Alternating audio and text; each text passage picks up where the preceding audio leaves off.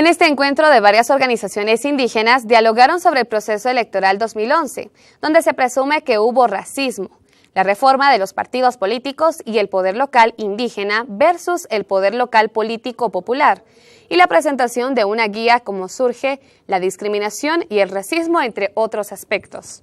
Bueno, racismo político, nosotros hemos detectado que una forma de racismo político en Guatemala, bien sencillo, es el tema, por ejemplo, de los 48 cantones, en donde el alcalde actual, el alcalde municipal, es siendo indígena, pero obedece a un partido político con su propia ideología y negando el Estado y el sistema de partidos políticos, negando que existe ahí una estructura de organización propia de los pueblos indígenas, como el caso de Sololá, igual el caso de Chichicastenango, y creemos que las alcaldías indígenas deberían tener una función paralelo a estos alcaldes, o no deberían ver presencia de los partidos políticos ahí.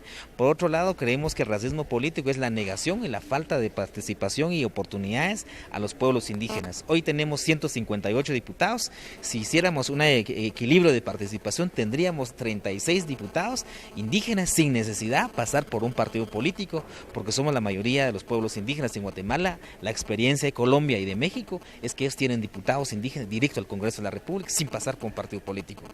Deberíamos empoderarnos del conocimiento del racismo político. El racismo político y el racismo como tal y la discriminación, cuáles son los efectos que nos deja, el daño que causa en las comunidades. Segundo, la población misma de los pueblos indígenas, tenemos que ser conciencia de no vestir a los partidos políticos nuestros propios trajes indígenas, ¿verdad? El caso sucedido en Quetzaltenango con la candidata presidenciable y vicepresidenciable, la actual vicepresidenta ahora, pues estuvo aquí pues usando el traje ceremonial de los pueblos indígenas. Creo que es una burla a los derechos humanos. Sin embargo, creo que es importante hacer unas reformas de leyes, garantizar que haya una ley contra el racismo para tipificar como un delito al racismo electoral, al racismo de la discriminación en los procesos de campaña, pero también el racismo como tal hacia los pueblos indígenas. Urge una ley, estamos trabajando en una propuesta de ley que busque tipificar. Queremos que es oportuno plantearles que se crea la Fiscalía contra el delito de racismo en el Ministerio Público y que se actualiza y permanentemente la Fiscalía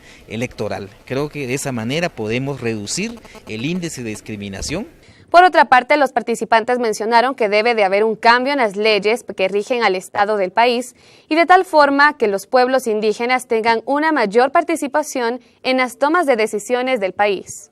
Y me parece un trabajo interesante porque han sistematizado la experiencia desde la visión de los pueblos indígenas, especialmente a ciertas manipulaciones de ver a las comunidades mayas no como sujetos, sino como objetos de comercialización, objetos para campañas políticas, utilización de ciertas élites que, como decía el licenciado Rigoberto Quemé, muchas veces ni siquiera salen a hacer campañas, sino son las bases las que muchas veces se agreden hasta personalmente, peleando por pequeñas migajas, por decirlo así, ¿verdad?, de poder o de política.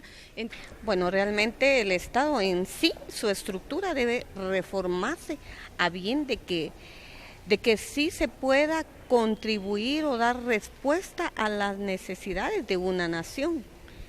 Entonces, porque actualmente el Estado tiene una visión monocultural que no permite que haya un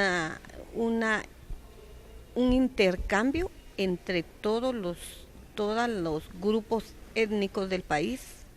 Entonces, bueno, la ley de partidos políticos tiene posibilidades, pero tiene que ampliarse mucho más la estructura, y para eso hay que sí tomar debidamente todas las demandas de los pueblos indígenas.